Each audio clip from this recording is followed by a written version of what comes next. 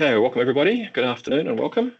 Thank you for joining us for Barty Perry's Local Government Virtual Forum. You haven't met me before. I'm Jason Sprague, a partner in our corporate and commercial team. I'll be taking you through the new statutory tort for serious invasion of privacy and how that impacts the privacy compliance landscape for local government. Now, before we get started, I'd like to acknowledge the Gadigal people of the Eora Nation, the traditional custodians of this land. I pay my respects to their elders, past and present, and recognise the continuing connection to our land, waters and culture. I extend my respects to the Aboriginal and Torres Strait people here today. A little bit of housekeeping before we begin. If you do have some questions, please drop them into the chat function in the Teams window there. I'll try and get to them at the end, time permitting. If I don't have time at the end, I will come back to you individually after the session.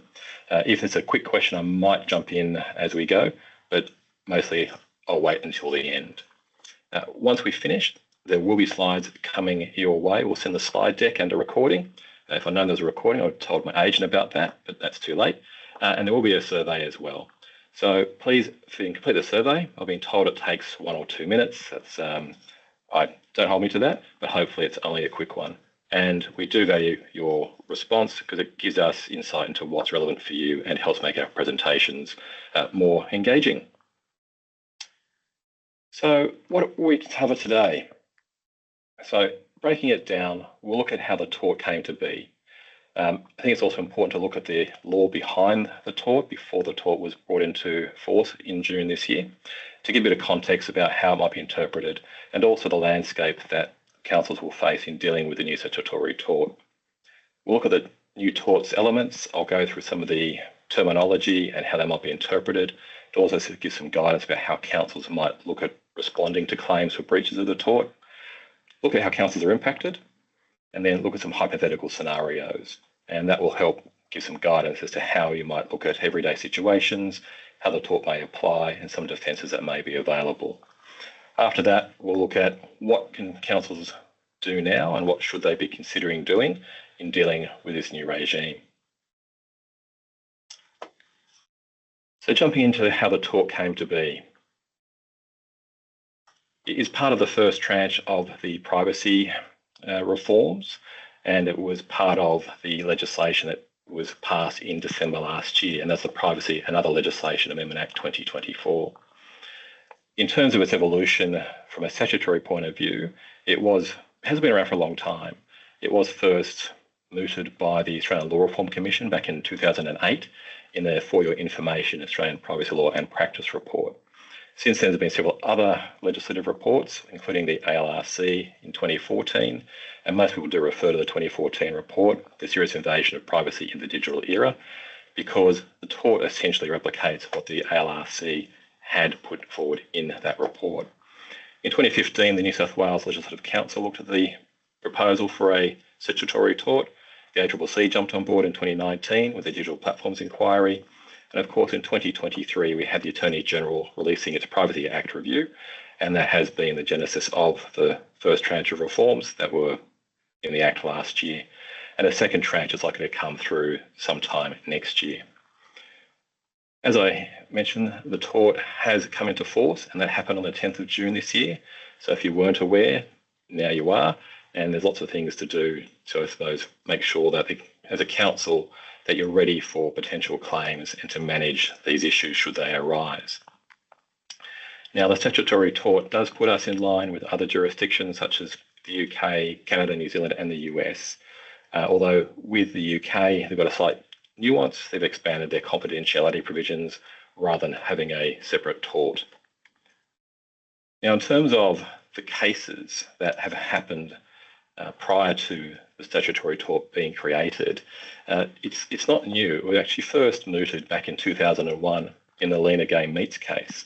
And in that particular case, there was this gradual evolution, or the start of the evolution of this statutory tort, but in the common law sphere. In that particular case, Chief Justice Gleeson proposed a test to determine what information could be regarded as confidential, even in situations where it was not obtained in the circumstances of trust and confidence. Now, typically, in terms of confidential information, it's important to understand the relevance of this because it is something which councils need to consider as part of dealing with this tort, is that the common law developments with confidential information and the new tort do have similarities, and we will probably see combinations of claims for both breaches of the tort and breaches of confidential information. But in the past, typically you had to have some sort of relationship of confidence between parties, for example, employer and employee, to have an action for confidential information.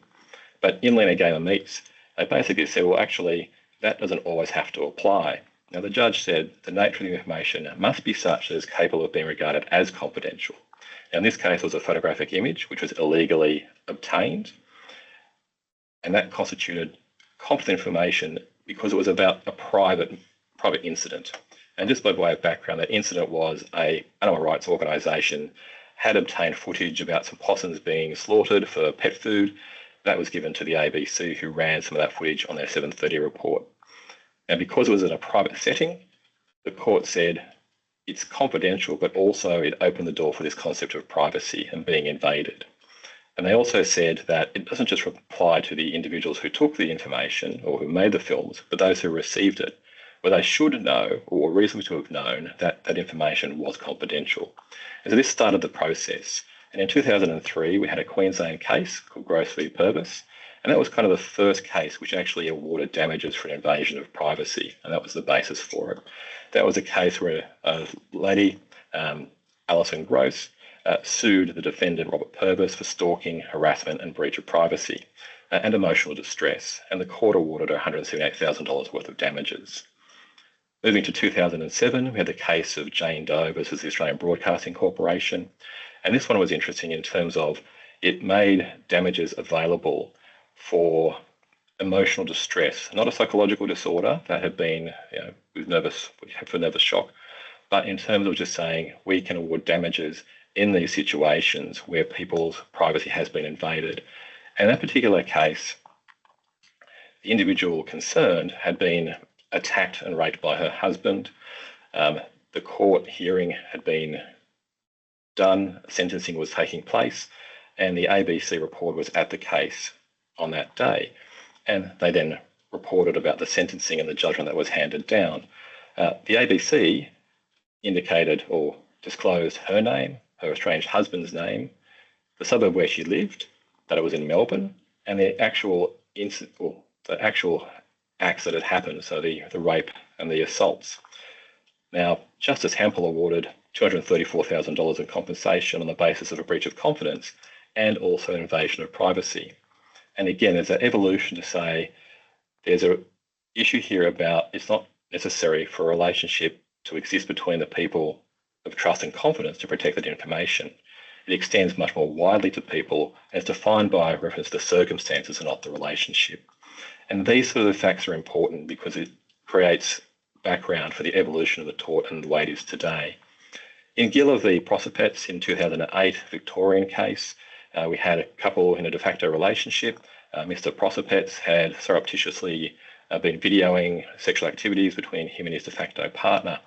When that relationship broke down, he then threatened and tried to show this to her friends, family and employers. Now again, you think of the facts here, that sort of information is highly sensitive and highly personal. This caused her extreme embarrassment and concern. She withdrew from public life for 2 years, she said. And then the judge said, we've got to compensate this. And again, damages were awarded on the basis of her suffering and distress caused by the invasion of her privacy. It was confidential as well, but there was an extension into the privacy realm. A case in 2015, Western Australia, Wilson and Ferguson. This is again another situation where people had divulged intimate images after a relationship breakdown, but the court took a different view in terms of looking at the reason for protecting the individual concerned. In Prosopets, they still had video recorders, and one of the situations was he actually was taking a VCR with him to try and show these images or these videos to people and play it to them. Where in the case of Wilson, we'd reached the digital age.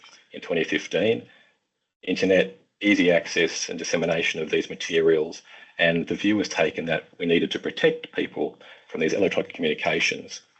And this is also important about the evolution of issues and things that are considered in the new tort about seriousness of the invasion of privacy. Moving to 2024, we come to the case of Waller. Now, many people looked at this particular case and thought this was a landmark decision about the the common law tort of invasion of privacy in Australia. It was a lower Victorian circuit court or county court, and so it hasn't been tested in the higher courts. But again, this was a situation where there was a claim made, and the facts here are quite relevant, and you'll see as we go through why. Excuse me. Where the case involved a claim by a daughter concerning an untrue statement made by her father that was particularly distressing. Now, the statement was actually untrue, but because the statement was untrue, there was no actionable claim for a breach of confidence. But the court did hold the statement was within the daughter's private sphere, and to any reasonable person it would have been highly offensive. And in those circumstances, the court awarded $30,000 of damages under the tort of invasion of privacy. Now, the statement by her father was that she'd actually apologised to him by email after a counselling session, during which she said that it would have been easier if he had died following a stabbing incident. Now, for context, the relationship between the father and daughter was broken. She had accused her father of sexual abuse. But the statement was particularly distressing because for her, she was very vulnerable. And it kind of made her look like she'd done the wrong thing. And the court said, well, she hadn't done anything wrong there. There'd been this statement made by the father. The only way she could defend it was by divulging more intimate details of her personal life. That, for the court, was enough to say, well, there's a private sphere here which has been invaded because she has no redress. She can't go and defend herself because of what had happened. And this is on the basis of an untrue statement. So there's an evolution here which we can trace and which we can see, which will follow through into the tort when we analyse it. But it's important to understand that when you look at these facts and circumstances, there's this growing indication or growing need or understanding for protection of the individual in the private sphere. One of the things that needs to be considered here is the new statutory tort doesn't actually override common law. So when we think about the new landscape, which I'll come to shortly, I think the new tort adds layers of complexity. But in the Waller case, the court basically said, look, we know we've been trying to grapple with this issue by creating these new confidentiality provisions, but let's just sort of cut to the chase and say we have two separate claims of action, one for breach of confidentiality and one for invasion of privacy. And again, that creates two distinct heads of potential claim going forward. So where does that leave us? What does the new tort actually do in respect of councils and what they need to consider? Previously, it was really just the New South Wales legislation that was the concern. So the Privacy and Personal Information Protection Act and the Health Records and Information Privacy Act. They were the main things that were of concern to council in considering privacy compliance. Now, the Waller case was decided before the statutory tort came into effect, and it was decided in June 2024, so about 5 months prior to the Act being put in place as well. So it does remain to be seen whether or not the courts will continue to develop this common law cause of action further, or try and distinguish it from the statutory tort, or try and merge the two, or defer to the statutory tort. So what we think is that to start with, claimants may actually elect to run both causes of action, including both common law, because there's actually no cap on damages under common law. It also doesn't have the clear exemptions for government agencies or threshold requirements such as intention and seriousness, although you would expect those to be developed in a similar fashion as they would with a statutory tort going forward. In addition to that, though, there are two other causes of action which are related to the statutory tort, and they remain relevant. That is confidentiality, which I was mentioning as the evolution of common law and the confidentiality provisions, and also defamation. Now, the causes of action are similar, and they may actually be brought as alternative claims to the statutory tort or even a common law claim, because the same information or conduct in question could give rise to all four causes of action as the claimant looks to see what sticks. So we're expecting to see a bit of a shotgun, scattergun approach to see what claim might be the best one. And they all have slight nuances, but what that does is increases the complexity of dealing with those particular claims. And we are potentially seeing that already. I don't know if you've read, but recently Sam Groth, the former tennis star and now Deputy Leader of the Victorian Liberal Party, and his wife Brittany Groth are commencing legal proceedings against the Herald Sun, the editor and a reporter, alleging, alongside defamation, a serious invasion of privacy. Now, the Gross claims relate to a series of articles which were published by the Herald Sun in late July, and that suggested that Mr. Groth began a sexual relationship with Mrs. Groth when she was under 18. Now, that would constitute a criminal offence, as it was alleged to have occurred at a time when Mr. Groth had a duty of care over Brittany Groth as her tennis coach. Now, these allegations have been strongly rebuked by the Groths, particularly as they relate to the privacy of Mrs. Groth as an alleged child victim of sexual assault. And the Herald Sun's failure to seek a response from Mrs. Groth before publishing the article is what they're saying is the invasion of privacy. How could they publish something like that without getting her side of events or some comment from her? Now, under the legislation, there are exemptions for reporting the news and journalistic material. That is what the Herald Sun will undoubtedly rely on. They may also argue that Mr. Groth is a person of some interest to the public, being the Deputy Leader of the Opposition in Victoria. His profile means this information should be made public and investigations warranted. However, the issue here is that there are two people whose privacy has been invaded. One is Mr. Groth's and the other is Mrs. Groth's. And as I mentioned, they're really pushing the Mrs. Groth's privacy was invaded because of her vulnerable situation of being an alleged minor at the time these alleged incidents took place. So why is the new tort significant? It's a personal right of action. It's a new direct cause under the existing privacy legislation. People would have to complain to the Privacy Commissioner in New South Wales, or if you're at the federal level, to the Office of Information Commissioner. That isn't the case anymore. Individuals can take a direct course of action.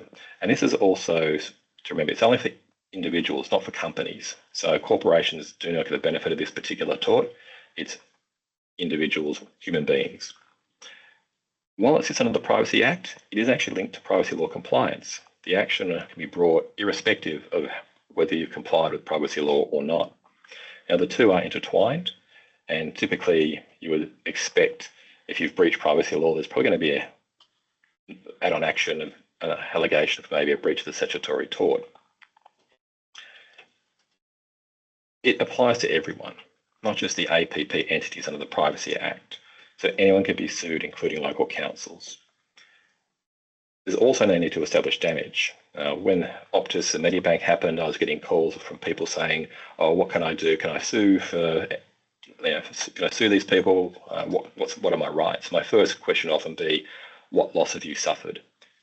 And quite often the answer would be, "Oh, none." So I was like, "Well, join the class action for the negligence claim against the data breach because there's nothing personal here." Or you could make a complaint to the OAIC.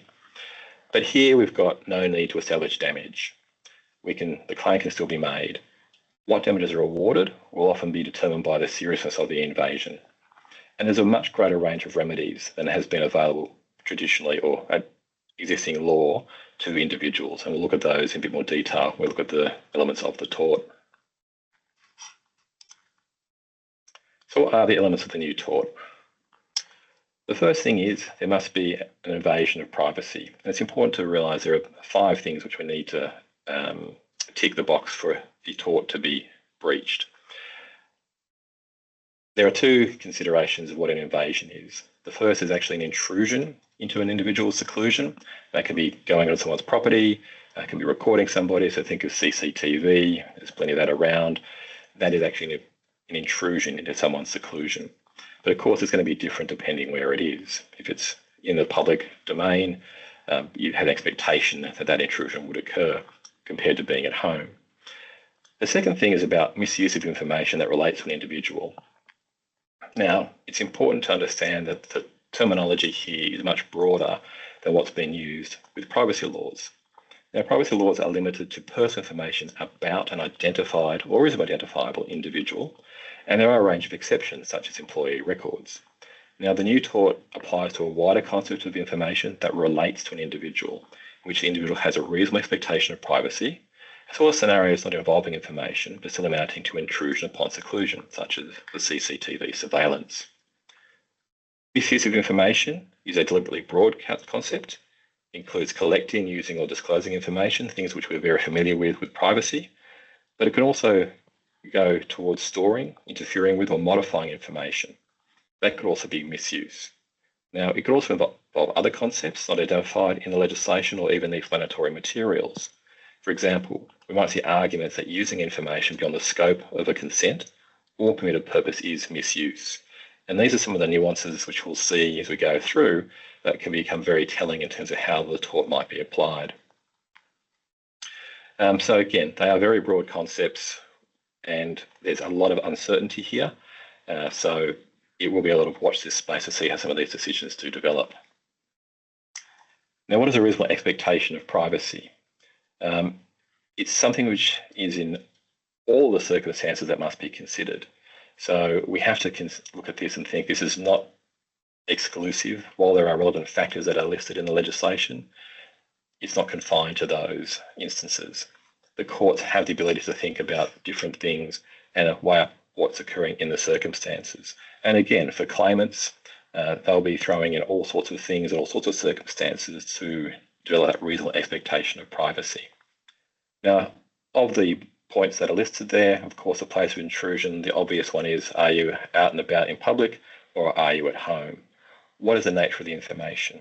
So, for example, in some circumstances, we give our addresses out every day or our telephone numbers every day, particularly when we go to a store and they say, let's have you sign up to the latest member organizer or member arrangement that we've got for our shoppers, which people generally tend to do. But if the address is given to, say, somebody in a situation of vulnerability, let's say women's shelters, and that information was disclosed, and that information was disclosed to certain parties, that is a much different situation. There's an expectation that information should be kept private and not disclosed. How the information was held or communicated is another interesting situation.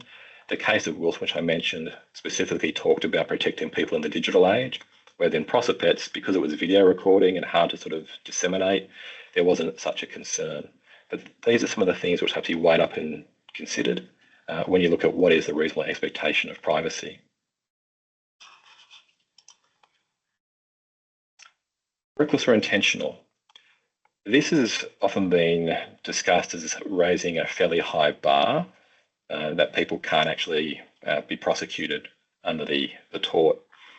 That's fine if you're talking simply negligence, because recklessness is a very high bar compared to negligence. So if you're just purely negligent, it's unlikely that you will be able to be prosecuted under the tort. However, intentional is a different matter. Many people often confuse this intentional and think, oh, intentional must also include some sort of malice or I wanted to hurt the person. That's not the case. Intentional is a deliberate act. Whether that be well-intentioned or not, if you do something in the course of an activity and you mean to do it, that is an intentional act. And so that is caught within the tort. The issue around malice comes to the seriousness consideration, which we'll look at in a second. But just be mindful that negligence is something which is not actionable by itself. But don't forget, that doesn't mean a negligence claim can't be brought as a derivative action as well, or a secondary action. So these are some of the things which, again, when you're managing these or trying to manage these risks, you need to think about the scope of what can be claimed or what actions can be taken.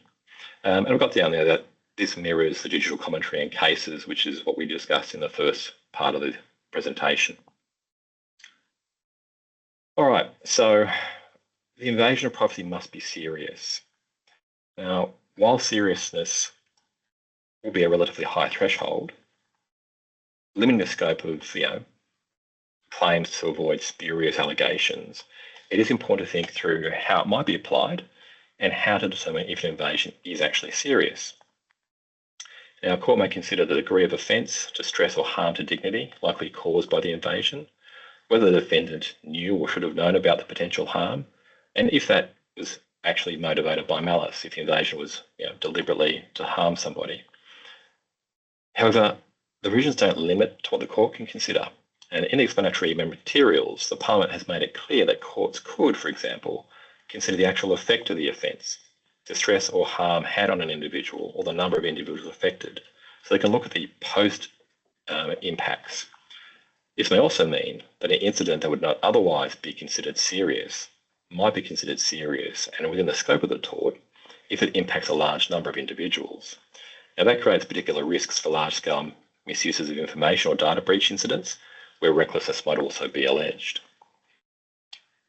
Now, similarly, foreseeability of harm might also tip the balance, which emphasises the need to properly assess your risk activities. And by way of illustration, there was a case in New Zealand where a New Zealand Member of Parliament, Winston Peters, brought proceedings alleging a tort of invasion of privacy. This is for when details of inadvertent overpayment or superannuations were leaked to the media. And you think, okay, an overpayment, inadvertent overpayment, nothing serious to see here. But the New Zealand High Court found there was a reasonable expectation that a payment irregularity would not be disclosed to the media. Something within that organisation, within the Parliament and its administrative processes, again, would not be generally public information or expected to be told to the public. But because also the leak was deliberate, it became highly offensive to Mr. Peters because of his position as a parliamentarian and the damage that could cause to him. And so the High Court in New Zealand found that actually that was a serious invasion of privacy under New Zealand law. So again, when you think about what might be serious, sometimes the individual's position makes a difference. If you go back to the ABC case, the Waller case, her vulnerability with her relationship with her father was what made it so serious for her, and the fact she had to divulge personal information. What are the elements of the new tort continuing on? The public interest. Now, this is the balancing act, if you will, between a breach and, or I should say, a person's privacy and what should still be allowable for the public interest. This will be an area of great interest to see how the courts determine or weigh these situations up. Look at the Groth case. Again, you might say, well, his position as the deputy leader of opposition in Victoria means it should be something which is notified or informed to the public because it goes to his character and a range of things. Should he hold that position? There's also the freedom of the media argument. They should be able to report on these things. The one that's most relevant for council will be the proper administration of government and also public health and safety. Now, a lot of these things are not going to be mind-blowingly new because they do sort of mirror what's in the current privacy laws anyway about some of the exceptions to disclosure and use of personal information. Limitation periods.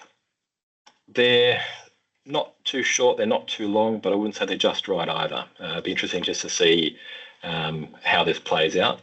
But if you're over 18, you have a year to bring an action once you become aware of that invasion of privacy. Or if you aren't aware, then 3 years after the invasion of privacy occurred, becoming aware, of course. If you're under 18, then you have until your 21st birthday to bring an action. So these things can hang around for some time. Looking at the remedies of the tort, there's a far greater range of remedies available than what people have traditionally had at common law, and certainly under the existing privacy regime with the complaints to the privacy commissioners. Damages is a key one here, and damages for non-economic loss, emotional distress. Even though it's capped at currently $478,000, that might move depending on how damages awards for defamation proceedings also shift. You'll see there's injunctions, declarations, destruction of material, but also an apology. Now, an apology is interesting because they actually say in legislation that an apology does not mean an admission of guilt, nor should it be taken into consideration any assessment of defining fault, liability, or damages.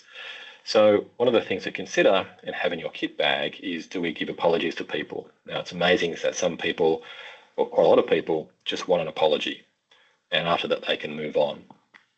So consider the use of an apology as potentially a means of diffusing a claim or a situation. The defences, there's nothing really new about the defences. They are mirroring what we have seen in the privacy legislation. We're all fairly used to what those defences are. The only exception there is the defamation law defences, and these are such things about absolute privilege and the ability to publish information in the public interest. So there's nothing here which really changes the position for council in terms of the defences which might be otherwise available. However, the legislation does provide specific exceptions, and for councils in particular, Section 16 and 16A are relevant. Under those acts, government organisations cannot be found to be in breach of the tort if it's for the proper administration of government processes.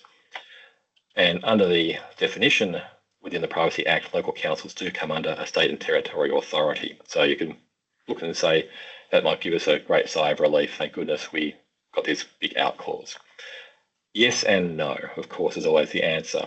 In some cases, it will certainly apply. Other cases, it may not, depending on how that authority has been exercised, if it's been exercised properly and appropriately. And again, we have the other exceptions for law enforcement bodies, intelligence agencies, which again are similar to what you find within the privacy laws. And of course, persons under 18 can't actually be sued for a breach of this particular tort. So what is the impact on councils? Now, for councils, you hold a lot of information. Diverse data sets, sensitive information, ratepayers, CCTV footage. I'm not going to go through all what's been listed there. I'm sure you can all read that, and you're all probably very familiar with the information that is held by your council. One of the things, though, to think about is councils as employers. And the new tort does create some new exposures for employers.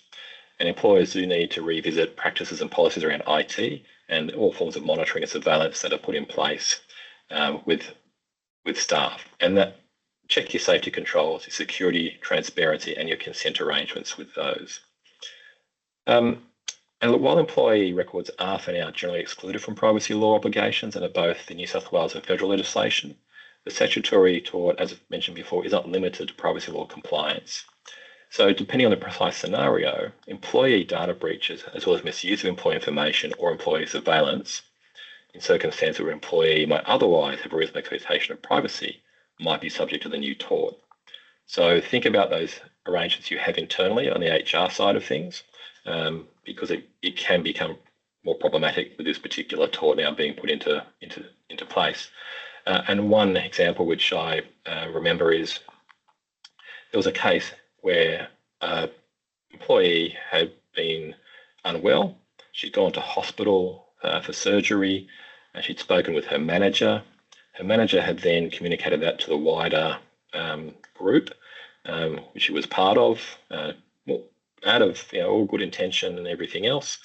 But she said you had no right to do that. That was personal information. You should not have disclosed it. Now, that was a breach of the privacy laws, but given the new statutory tort, it would probably have been a breach of that as well. So even little things which are done with good intention can sometimes be unfortunately caught by the tort and its elements. Now, I've also put there people do dumb things, and that's a fact of life. People do dumb things, whether it be an employee or somebody else, and it's hard to always cater for those. But again, there's a reason why we put these things in place or put procedures in place is to protect against eventualities or possibilities and minimise risk to an organisation. I've mentioned the increasingly complex dealings of a claim, the potential for multiple heads of action to be raised with a claim on the same set of facts. That's going to be a difficult situation, I think, until we have more judicial interpretation about how the statutory tort and its elements are interpreted and applied. And naturally, for councils, you've got frontline services, and so you're highly exposed. You deal directly with individuals, and let's face it, not all individuals are born equal, and some people are more angry ants than others. And I'm sure we've all had those experiences. I think you've also got, at this stage, expect plaintiffs to test the boundaries. They're going to think of new ways to leverage the tort with the processes and the remedies available, such as injunctions and declarations, and maybe for tactical advantage. Example, let's say an application is made for injunctive relief, particularly in a situation of a data breach and recklessness has been established. That will actually cause more complexity when managing those particular incidents. In addition to financial exposure, tactics like injunctions and declarations could be used to block projects, harm reputation, or even serve as a strategic element as part of a broader negotiation or campaign which isn't actually related to the privacy issues in question. So again, councils may be in the front line of some of these things, particularly with development applications and a range of things, if there's a disclosure of information which may have that private flavour to it, or even if there's a privacy issue and some developer tries to push into this realm of, I'll drop my privacy claim if we can do something on the development. Again, that's very speculative, and you've got to wonder where it goes, but we are in this situation of not knowing quite how these things will be interpreted and quite how people will utilise the legislation to their advantage.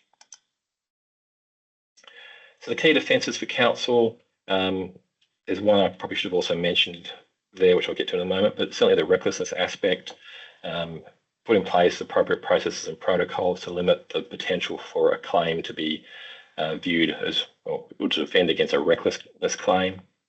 Accidents happen, negligence happens, but make sure that it doesn't fall into that reckless component. I'll look at recklessness a little bit more in terms of how some of those things might need to be dealt with. The state and territorial authority exemption, it's a pretty obvious one. Quite clearly, councils need to be able to run their normal processes for good governance and providing to their communities. The public interest balancing test, again, that public administration of government, they sort of do tie together. And what I should have put in there is also the consent piece. Consent is a defence which is very key to defending against a claim, and very similar to privacy. Everyone's very aware if you get consent, then you're not going to breach privacy laws. The same thing applies here. So your consent processes need to be robust and in place to try and get express consent where possible, or at least find inferred consent. Let's look at some hypotheticals now. We'll give some application to some of these principles and definitions and just see how they might apply in context. So we've got a local council employee, Ms. Smith. Now, she's deliberately accessed and released confidential information about bullying and harassment claims against her colleague, Mr. Jones, without authorisation. Now, the information was disclosed to third parties, including media outlets, and this has caused significant distress and reputational harm to Mr. Jones. So let's break it down and say, is there an invasion of privacy? Absolutely. Disclosure of the information would be misuse. So we tick that element. Was there a reasonable expectation of privacy? Now, Mr. Jones would reasonably expect that information collected during HR interviews or discussions around these things would be kept private and confidential by the organisation. So yes, there's a reasonable expectation of privacy. We tick that bucket. Was it intentional or reckless conduct? It was intentional, and it was reckless because she deliberately did it knowing the damage it would cause and not caring about the risks or harm to that individual. What's the seriousness of the invasion? This is sensitive information about bullying and harassment, goes to character of individuals and people. The court would likely consider this to be a serious invasion because it also has significant reputation or significant distress and harm to Mr. Jones' reputation, particularly if he's a high-profile person. Let's say he's a councillor. Let's say he's a senior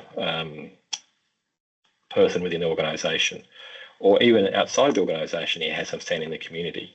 These are things which can be very detrimental to an individual. So this would be a serious invasion of privacy. The public interest balancing. On one hand, you look at it and think, she's deliberately done this with intent, malicious intent to harm this individual. So there could be no public interest.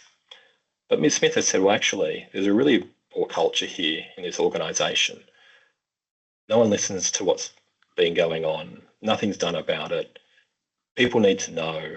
This is a organisation which is, a public organisation, and people need to know about these things. He's done it repeatedly. Suddenly it shifts. Perhaps there is a public interest here which benefits or outweighs the privacy of Mr. Jones. Perhaps this is a defence of Ms. Smith to say she shouldn't be held to be in breach of the tort. So again, these nuances have to be considered in terms of how we apply these facts and the application of the tort and the elements of the tort. Are there any defences or exemptions? No, there's none here, none that would apply. In terms of counsel though, because when you think of this situation, counsel is going to be sued as well as the individual. But here, I think counsel could avoid vicarious liability because the breach was unauthorised. It wasn't within the scope of Ms. Smith's work. So from that perspective, council can say, well, we weren't condoning this. This is something done outside of her scope. We shouldn't be vicariously liable. So what's the potential outcomes here? Ms. Smith likely satisfies the element of the tort and can be sued by Mr. Jones. Council should be able to avoid vicarious liability for its employee. However, Mr. Jones says that's great, but council, you should not have had, or you should have better security, better arrangements in place to protect that information from being accessed by Ms. Jones. So I'm going to sue you for negligence anyway.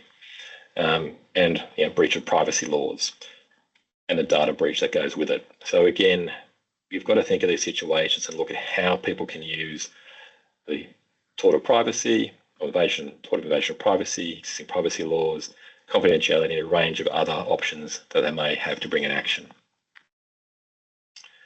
Let's look at hypothetical 2. So council has installed CCTV monitoring in a local park, which is fine. That's part and parcel of what councils are entitled to do. And the CCTV captures one party who's a celebrity having a dust-up with another unknown person. And punches are thrown, there's a scuffle altercation, it's broken up, but there's no apparent serious injury. Expletives are thrown about and they go their separate ways. Now, a council employee who's engaged in looking after these areas thinks, I better send this to police. And the police go, thank you very much. They actually identify the person who's throwing the punches, who's not the celebrity, and they go and interview him at his home, where his wife and children are also present. And he's also a member of the community who is actually quite well known.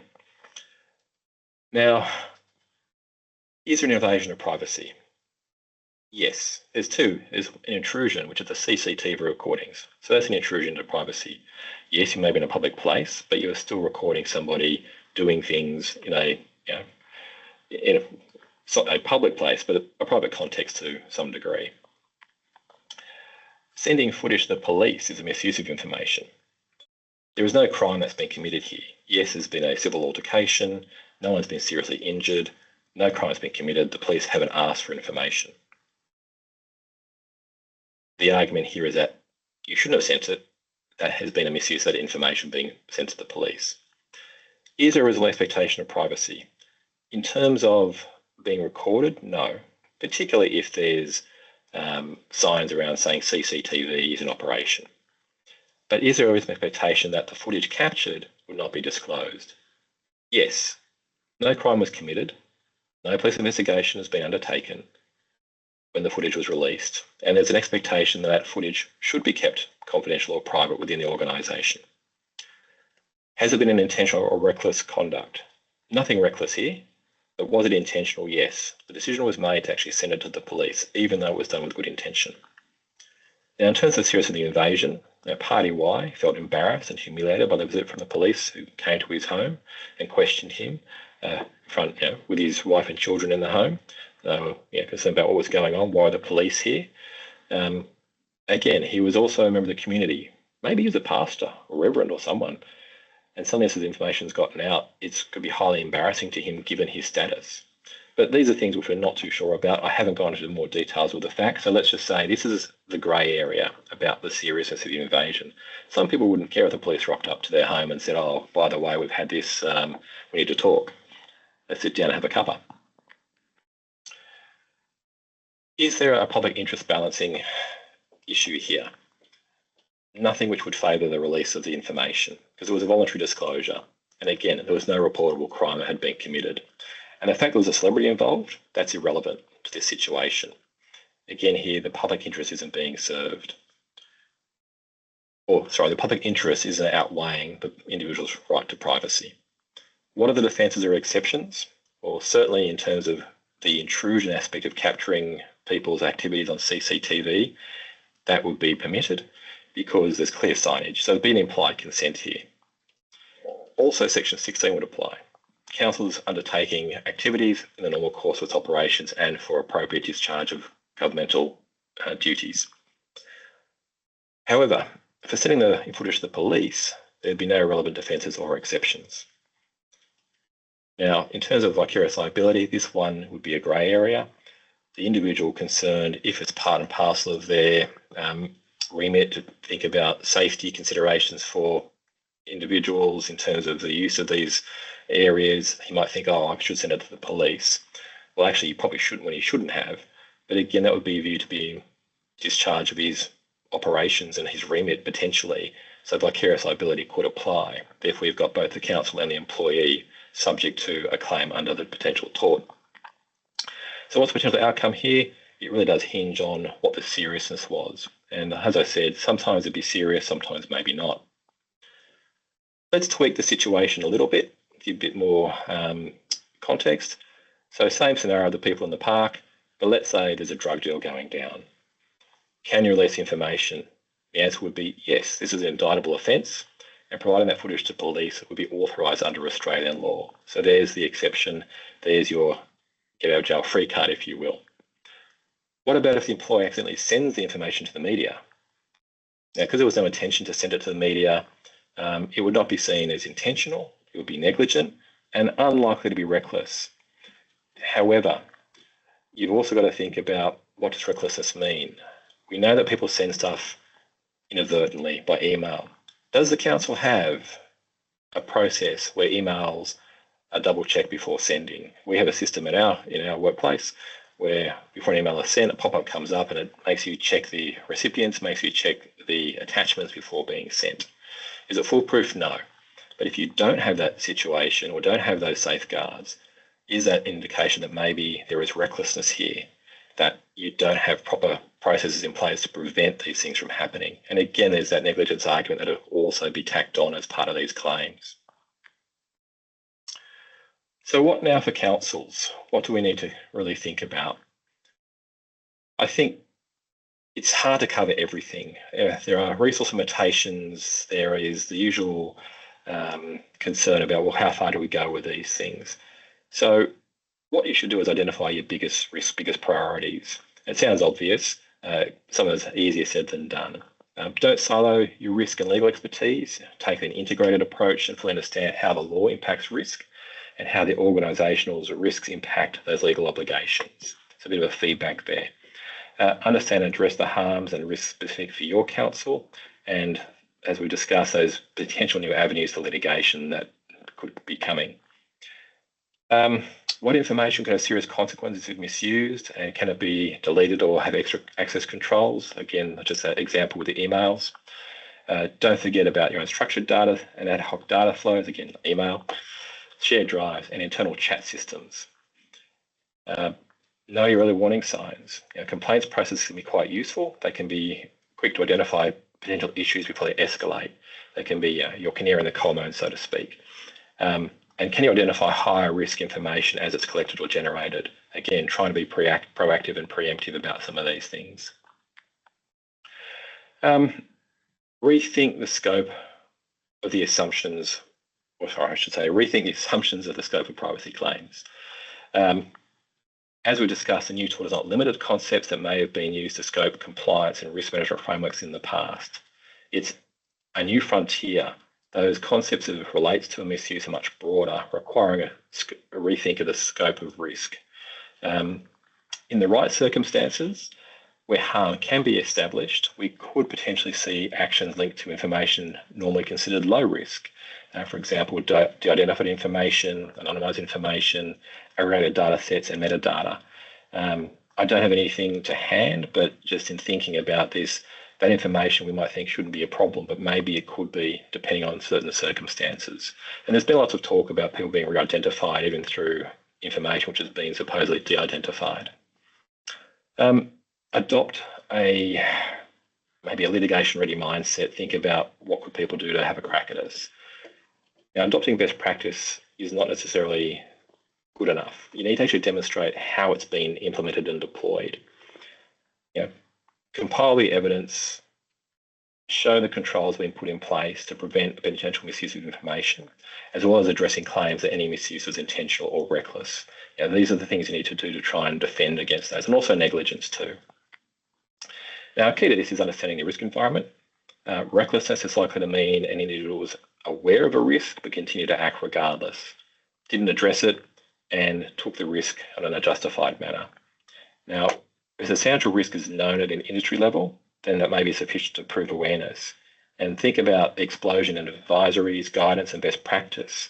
These are all likely were allegations that particular risks were known. Even today, with this presentation, you're being informed. So there's a knowledge now about the risks. Board and executive documents in particular will likely be scrutinised to establish awareness at an organisational level. Now, allegations of risk can have many faces. There could be something from a decision to delay a software patch, failing to act on recommendations from a privacy or cybersecurity review, to things where the key functions like privacy or cybersecurity teams are adequately funded. Now, data and security governance needs to try and close the loop, proactively monitor risks, act promptly, and defensively document decisions which are made to not act in certain circumstances. Organisations should have controls in place to direct and monitor the right behaviours. Again, often easier said than done, given just simple resourcing constraints can be very problematic. Understand your high-risk edge cases.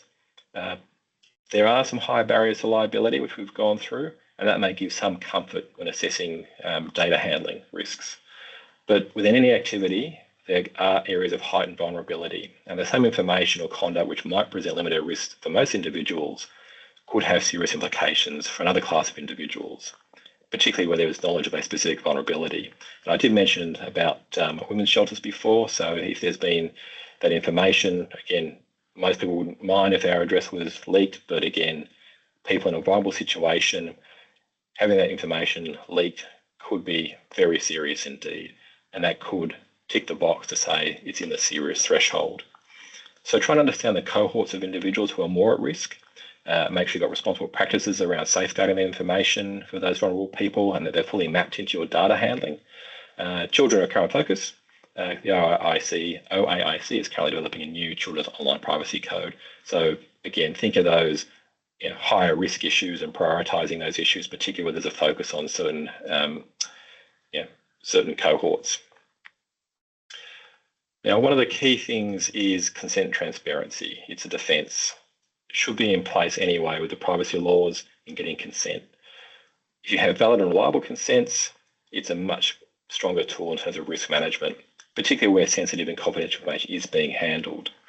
Now, even where it's not strictly required for some activities on the IPPs and APPs, it will certainly help if it's shown that there's an implied consent within your workflow, which will then help the organisation set up for potential defence should there be a claim under the tort.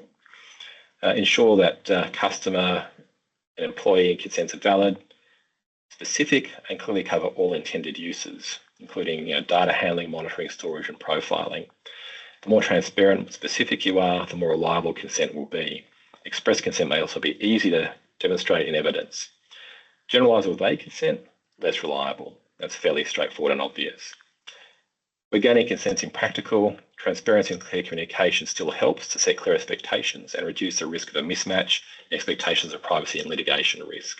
So these are things which need to just be built into your systems and processes, many which should already be there given the current privacy laws. So what can councils do now? Just in a quick snapshot, review your frameworks, policies and procedures. I think that's one of the things which has been clearly evident. We'll need to revisit on those just to make sure they are robust enough with the new tort. Litigation readiness, those complaint handling frameworks, deal with things early, get the complaint, manage it, deal with it. Train your staff. This is a complicated area and it's going to take time for people to understand the nuances. Monitor developments that will help us going forward or help councils going forward as more decisions are made. Courts will provide a bit more clarity on how the tort will be interpreted and the cases which may become more actionable under the tort. If you've got projects, think about privacy impact assessments, put those in place. Again, it's providing the evidence that you've been aware of the issues and managing those issues. And conduct some privacy stress tests, do some hypotheticals. What would we do if, and the claim would come. Let's see what you've currently got and see what holes there are that you might need to plug. So let's sort of quickly summarise what early litigation might look like. As noted, expect claimants, including high net worth individuals or high profile individuals, to explore the boundaries of the tort, exploring potential strategies where there's high stakes litigation. I think, can expect to see initial cases with multiple claims, not just the tort, but tacking on various other heads of action to see what sticks. Hopefully the courts, as they go through these early cases, will start to give us more clarity on what these claims could look like and how they would be framed and how the Act might be applied. One of the things which is potentially concerning, though, is we may see unresolved privacy complaints escalated to claims. Potentially speculative, they may be unrepresented litigants. I'm sure we've all had experience with those. Now, privacy and legal teams will need to consider how they can reduce the additional complexity and risk of managing these claims. Where in the past, it was simply an issue had been managed through complaints to the Privacy Commissioner. Here, there's now a significant new risk of claims being asserted in court, potentially at a very early stage in the complaints process. Again, that litigation strategy to try and get an outcome much more rapidly by using a court process. So the new statutory tort adds a layer of complexity to this space. It does mirror the evolution that was occurring through the courts anyway. So to some degree, there's not a lot of newness, but because of the publicity that's been given to the new tort, there is likely to be an increase in claims until we see that levelling out as decisions help determine the scope of the new tort. On the slide, it's all about being prepared to defend claims and also that culture of embedding privacy within your organisation. Again, a lot of that should have been done already with privacy. This is, I suppose, tweaking it and intensifying it. But ultimately, whether it's a statutory or common law cause of action, protection of privacy is a key and growing focus for litigants, the legislature and the courts. Litigation risks around the handling of personal information and privacy more generally are intensifying, and organisations do need to assess the status of their privacy and cybersecurity compliance to mitigate those particular risks. I can't see any questions in the chat box. I know we've got a couple of minutes, unless I'm missing them. Let's have a look. We go. Oh, hang on, chat. Let's have a quick look.